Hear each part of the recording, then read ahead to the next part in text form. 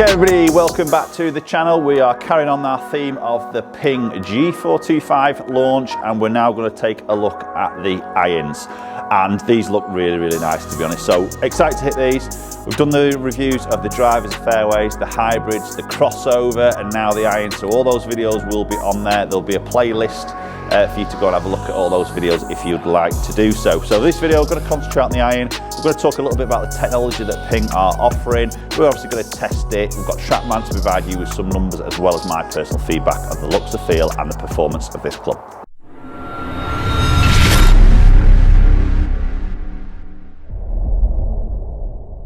Okay, so new G series of irons, and obviously the G series has been going for a number of years now and probably renowned in the golf industry of being one of the most forgiving irons on the market, and this probably is no exception. First instincts, got these out of the wrapper, looked at them, and I thought that's a quality looking iron. The visuals of it is for me, are absolutely on point. And I have mentioned this about the drivers and the rest of the clubs. I think the colourway of this sort of silver and the grey just oozes a little bit of class and a bit of quality, and that is no difference with this particular on the iron. It's got the sort of Ping things that we sort of are familiar with, that little notched out back on the hosel. We've got the weighted screw in the top section, so it does look like a Ping iron. But when I put it down in that playing position, for me that's a better looking club than the G410. It's a little bit more compact from that heel to the toe section, so the length of the blade's a little bit more compact. We've obviously got the offset, as you'd expect in more of a game improvement iron, and we've got a fairly sort of medium to thickish top edge, but that top edge is just chamfered off a little bit. I don't know whether you can see this on camera. You've got the sort of first half of the top edge from the face, and then the back edge of it sort of chamfers off. So when you look down, it doesn't look as blocky, not as chunky from that visual as you look down. So I think that's a really good looking iron as you put it down. So I've got the 7-iron. It's a 30 degree of loft, so as you'd expect, it's a little bit on that stronger side, but not silly strong. You know, we are seeing some lofts out there at sort of 27, 28 degrees for a 7-iron, which are getting a little bit daft, but this is probably pretty much where they are with game improvement, 30 degrees. Okay, that's a lovely high towering ball flight, as you're going to expect from this type of club. Nice and neutral as well, which is lovely. And quite a surprising spin number there, 6972 on that spin. Wasn't expecting that for a 30 degree. Let's see how those spin numbers pan out for the rest of the shots.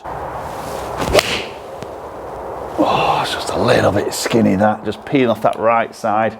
Again, I'm going to test a little bit of the forgiveness there. That wasn't too bad a ball speed there, considering that strike was just a bit low heel.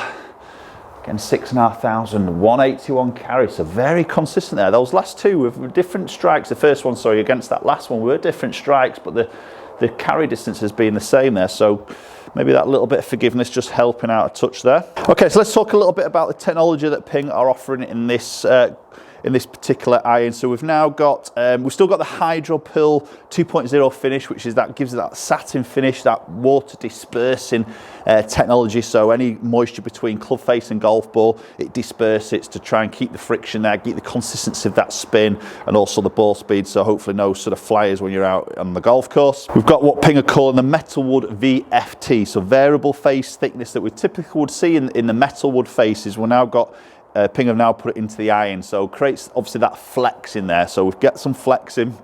The whole body of the club can flex. It obviously creates that bit of ball speed. We've got the multi-material badge in the back section now. So this badge is always the last thing in the production line that goes on into the club, and can be also used as swing weighting. So they'll have slightly different weights of these badges just to finish off and get the perfect swing weight at the club through that production. So the badge is added in. It's a multi-material badge, so that's helping with a little bit of feel, a little bit of sound dispersing to try and create a good sounding golf club as well as a good feeling club. And then the other thing to look at as well is some extreme weighting, so we can visually see that weighted screw in that toe section. They've also added a weight inside the hosel, so the shaft goes in.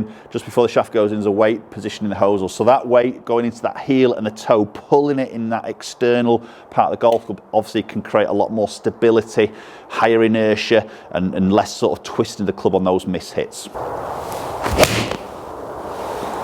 That's a nice strike. That feels lovely.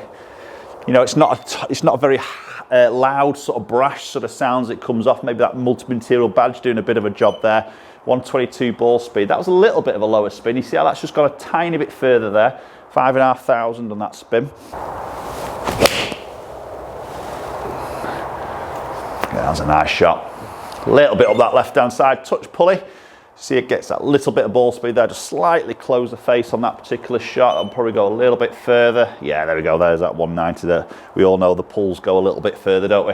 So the other important thing to maybe just go into, when you go into the wedges, they're now all the grooves are machined.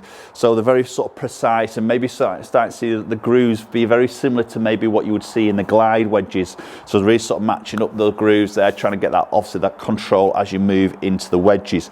So availability-wise in the G425, you've got a 4-iron. There's no 3-iron, as you probably expect, because the 4-iron is around that sort of 21 degree mark. So it is pretty strong, obviously. So there's no 3-iron, 4-iron all the way through to pitch wedge. There's a U wedge, which is your gap wedge, sand wedge, and lob wedge. Okay, so obviously plenty of choice there. Oh, that's a nice strike.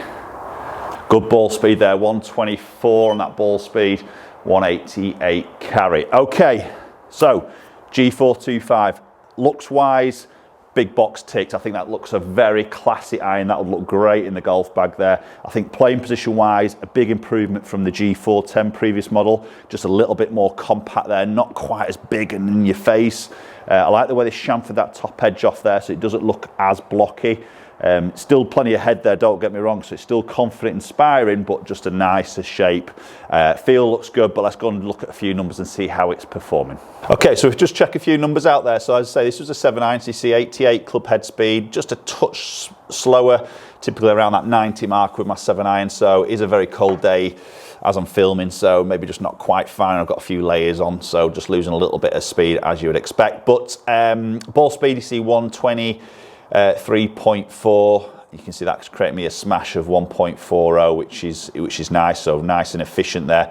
Launch angle just short of that 17 degree mark, typically what I'd expect. And spin was a little bit surprising, to be honest. 6,200 as an average there for a 30 degree 7-iron. I wasn't quite expecting that. Typically we'll probably find it into the 5,000 to 5,500. So good bit of spin there. There was a slightly low one at 5.5 there, but all the others were sort of in that 6,000 mark. Obviously the strike, as we know, just subtly moving it around the club face will change those numbers. But look at his average at 6.2 is some good stopping power there, isn't there? So it's not the most longest hitting iron, you know, 185. I have had 7-irons that have hit in 30 degree mark that have gone into the 90s there. But obviously it'll have gone further because of the lower spin number. So if you get the spin around 5,000 with the same sort of club head and ball speed, that'll quite easily be flying into the 190s. But obviously then you've got an issues of maybe then stopping power out in the golf course. So it's created some good distance, some good forgiveness, and some good numbers as well. Okay, everybody, so there we go. There's Ping G425 iron. Again, it's another great addition to the Ping lineup in the G425. Very strong range. I think this is going to be very, very popular for 2021. As you always expect from Ping, it's always good, solid product, but I think the visuals are really good. The performance numbers look really good as well. So definitely something for you to go out and try. Post comments down below. Let me know your thoughts. What I didn't sort of mention there, as we have seen with all of the Ping lineup, is now we've got Arcos in the grip, so you can track all your, they come as standard, so you can track all your golf shots when you're out on the golf course if you choose to. You can obviously hook up on the Arcos app and it'll track your shots in and around the golf course. You start to see some stats, some averages of maybe what each of the clubs are doing distance-wise, shot pattern-wise, etc., and starts to show some really good patterns that maybe then you could take to your golf coach, you know, and work those numbers with him and see, and he can be able to see exactly what's happening when you're out on that golf course. So quite an interesting bit of technology there, which is starting to see in a few brands, to be honest. I'd say post comments down below. Let me know your thoughts on the G425 range of irons and also the other videos. If you've not checked them out, please go and have a little look at those. Very strong lineup, and hopefully we'll catch up you all very soon.